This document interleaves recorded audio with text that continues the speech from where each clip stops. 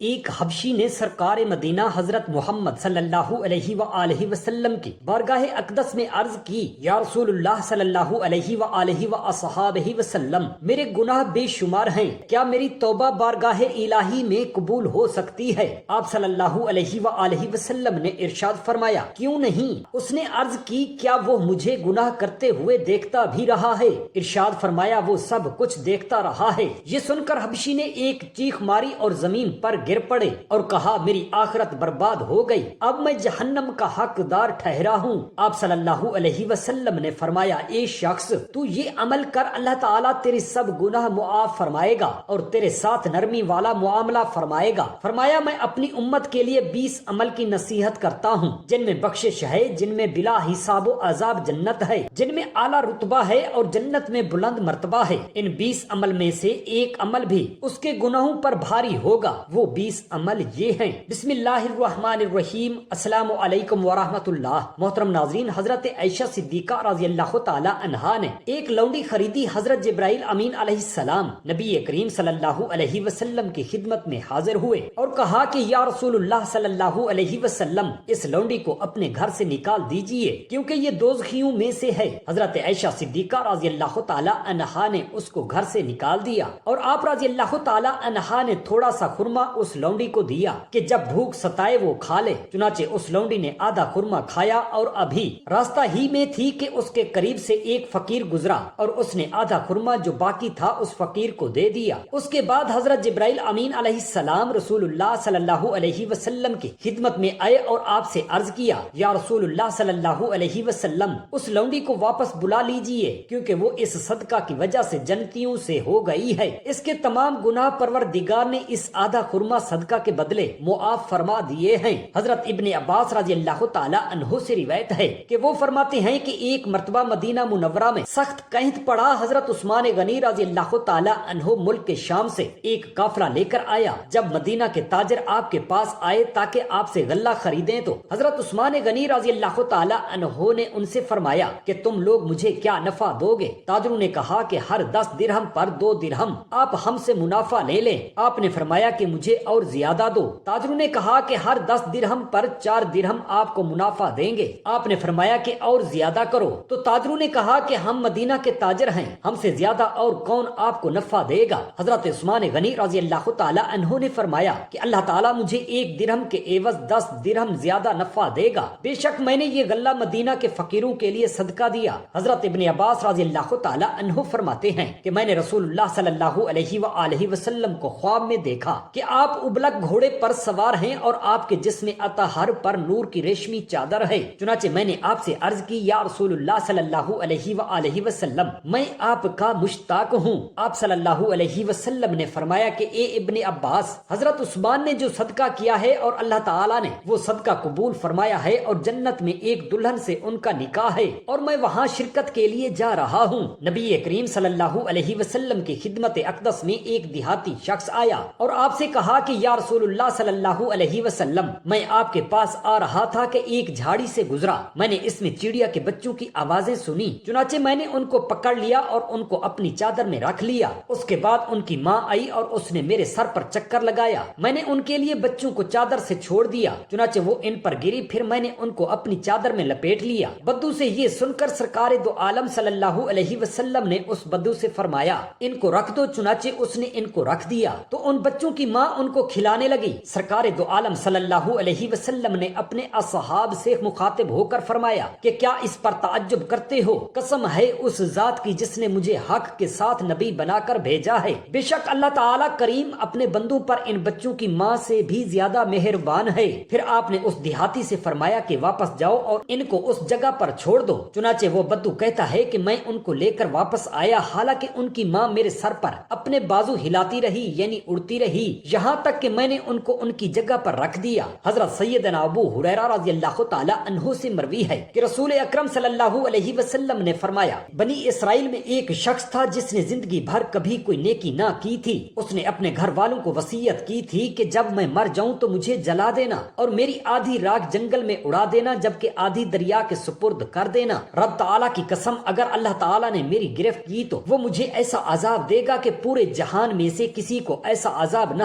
دیا۔ کیا ہوگا؟ جب اس شخص کا انتقال ہو گیا تو اس کی رضا کے مطابق گھر والوں نے اس کی وصیت پوری کر دی۔ اللہ تعالیٰ نے دریا کو اس کی راکھ جمع کرنے کا حکم ارشاد فرمایا تو اس دریا نے اپنے اندر موجود تمام راکھ جمع کر دی۔ پھر جنگل کو بھی یہی حکم دیا، اس نے بھی ایسا ہی کیا۔ پھر اللہ تعالیٰ نے اس شخص سے سوال کیا کہ تم بتاؤ تم نے ایسا کیوں کیا ہے؟ اس نے عرض کی اے میرے رب کریم، تو جانتا ہے کہ میں نے یہ سب کچھ فقط تیرے خوف کی وجہ سے کیا تھا۔ یہ سن کر اللہ تعالیٰ نے اس کی بخشش فرما دی۔ حضرت امام علی بن رضا بن موسیٰ کاظم ابن جعفر صادق بن محمد باقر بن زین العابدین علی بن حسین بن علی بن ابو طالب یحییٰ بن اقسم، یہ خلیفہ مامون کے دربار کے قاضی القضاء تھے۔ اس نے خلیفہ مامون کے دربار میں ایک مسئلہ پوچھا تو علی بن رضا نے یحییٰ سے کہا کہ تم اس شخص کے بارے میں کیا کہتے ہو جس نے شروع دن میں ایک عورت کی طرف حرام نظر سے دیکھا، پھر وہ عورت اس کے لیے آفتاب بلند ہونے کے وقت حلال ہو گئی، پھر ظہر کے وقت وہ عورت اس پر حرام ہو گئی، پھر وہ عورت عصر کے وقت اس پر حلال ہو گئی، پھر مغرب کے وقت وہ عورت اس پر حرام ہو گئی، پھر وہ عورت اس کے لیے عشاء کے وقت حلال ہو گئی، پھر وہ آدھی رات کو اس پر حرام ہو گئی، پھر فجر کے وقت وہ عورت اس پر حلال ہو گئی۔ تو قاضی نے کہا کہ خدا آپ کا بھلا کرے، مجھے یہ معلوم نہیں ہے۔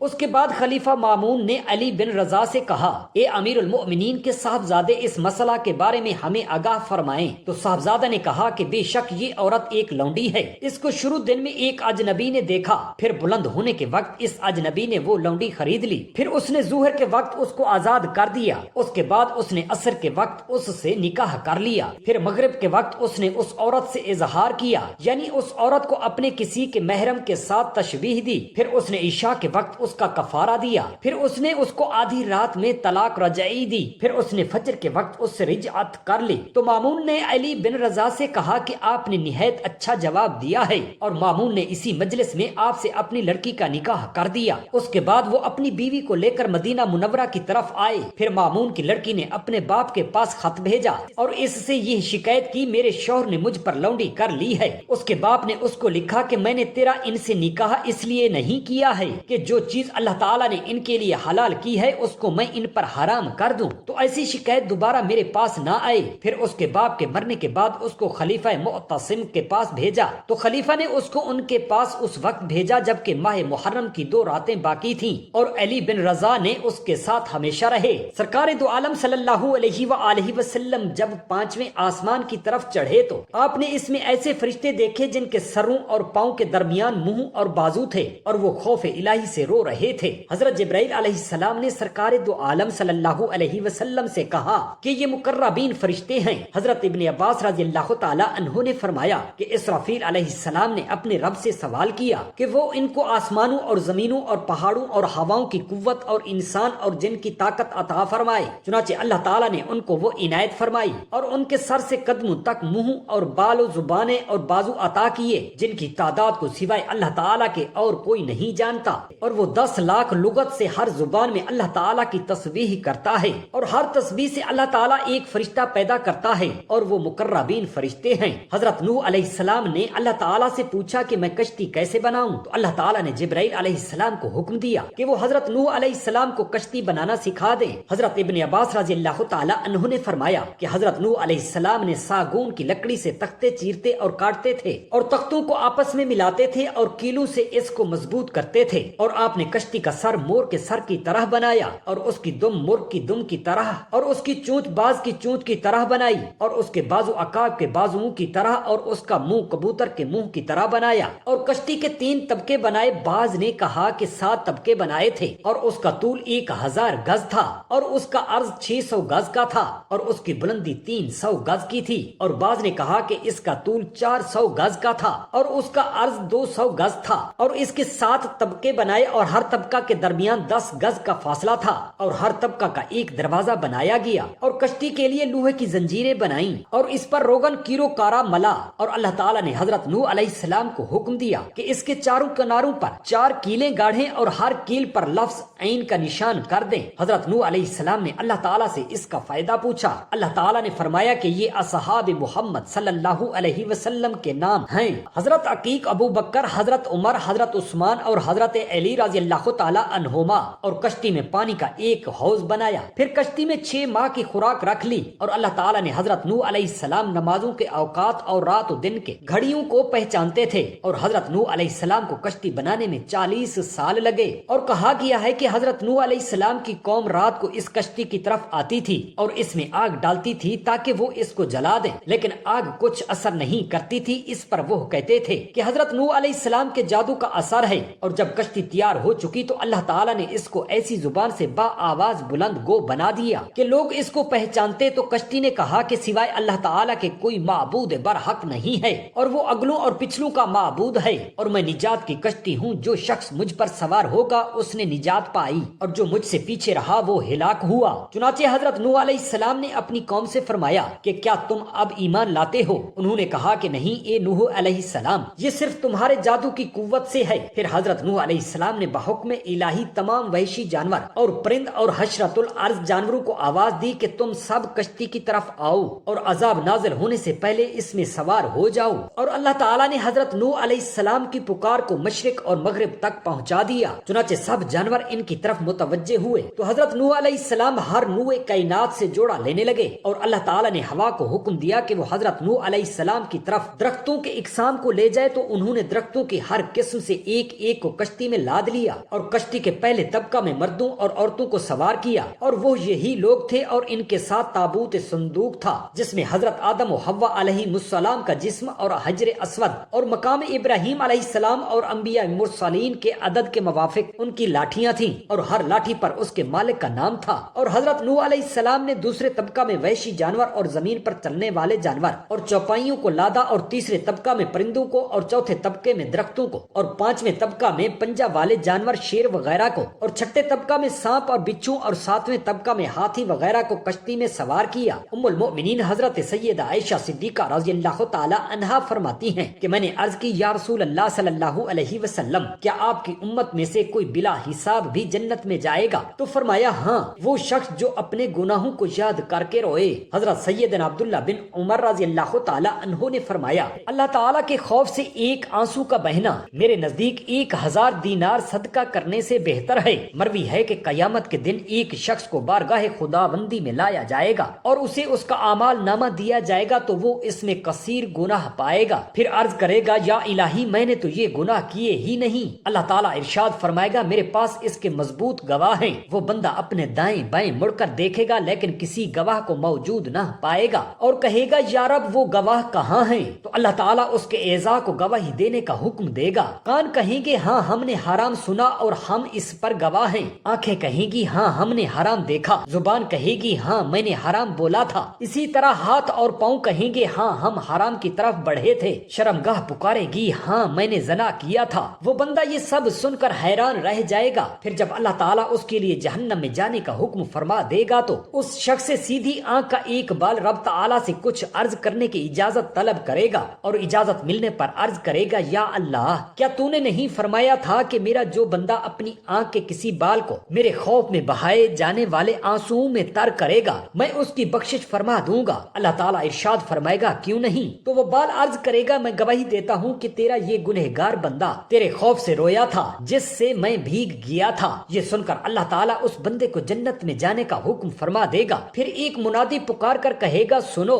فلاں بن فلاں اپنی آنکھ کے ایک بال کی وجہ سے جہنم سے نجات پا گیا۔ ایک مرتبہ سرور کائنات صلی اللہ علیہ وسلم نے کسی شخص کو نزا کے عالم میں دیکھ کر اس سے دریافت فرمایا کہ تو خود کو کس حال میں پاتا ہے؟ اس نے عرض کی کہ میں گناہوں سے ڈرتا ہوں اور رحمت خداوندی کا امیدوار بھی ہوں۔ تب حضور اکرم صلی اللہ علیہ وسلم نے فرمایا ایسے وقت میں جس شخص کے دل میں یہ دو باتیں جمع ہوتی ہیں رب تعالیٰ اسے ڈر سے نجات دیتا ہے اور اس کی امید بر لاتا ہے۔ حدیث قدسی ہے کہ اللہ تعالیٰ ارشاد فرماتا ہے کہ اگر میرا بندہ آسمان بھر کے گناہ کر بیٹھے پھر مجھ سے بخشش چاہے اور امید مغفرت رکھے تو میں اس کو بخش دوں گا، اور اگر بندہ زمین بھر کے گناہ کرے تو میں بھی اس کے واسطے زمین بھر رحمت رکھتا ہوں۔ سرور کونین صلی اللہ علیہ وآلہ وسلم نے ارشاد فرمایا قیامت کے دن میری امت میں سے ایک شخص کو لایا جائے گا اور اس کے 99 اعمال نامے ساتھ ہوں گے جن میں سے ہر ایک حد نگاہ طویل ہوگا۔ اس شخص کو اس کے سارے گناہ بتائے جائیں گے اور اللہ تعالیٰ اس سے پوچھے گا کیا تم ان میں سے کسی تقصیر کا انکار کر سکتے ہو؟ کہیں فرشتوں نے اس کے لکھنے میں تجھ پر ظلم تو نہیں کیا؟ وہ شخص جواب دے گا یا رب نہیں۔ پھر رب العالمین دریافت فرمائے گا کیا تیرے پاس کوئی عذر ہے؟ وہ عرض کرے گا اے میرے رب نہیں، اور وہ سمجھے گا کہ اب تو مجھے دوزخ میں جانا پڑے گا، تب رب تعالیٰ فرمائے گا اے بندے تیری ایک نیکی میرے پاس ہے، میں تجھ پر ظلم نہیں کروں گا۔ پھر ایک رکا لایا جائے گا جس پر اشہد اللہ الہ الا اللہ و اشہد ان محمد رسول اللہ لکھا ہوگا۔ اسے دیکھ کر وہ شخص حیران ہو کر پوچھے گا یا رب یہ رکا ان بڑے بڑے دفاتر گناہ کے کیوں کر ہم پلہ ہو سکتا ہے؟ اللہ تعالیٰ فرمائے گا میں تجھ پر ظلم نہیں کروں گا۔ پھر گناہوں پر مشتمل ان تمام اعمال ناموں کو ایک پلڑے میں رکھا جائے گا، جبکہ اس رکا کو دوسرے پلڑے میں رکھا جائے گا تو رکے والا پلڑا ان تمام گناہوں پر بھاری ہو جائے گا۔ سبحان اللہ۔ اللہ تعالیٰ سے دست ادب دعا ہے ہم تمام مسلمان بہن بھائیوں کو اپنی رحمت کے صدقے، نبی کریم صلی اللہ علیہ وسلم کے صدقے بلا حساب و عذاب جنت عطا فرمائے، آمین یا رب العالمین۔ جزاک اللہ خیرا کثیرا۔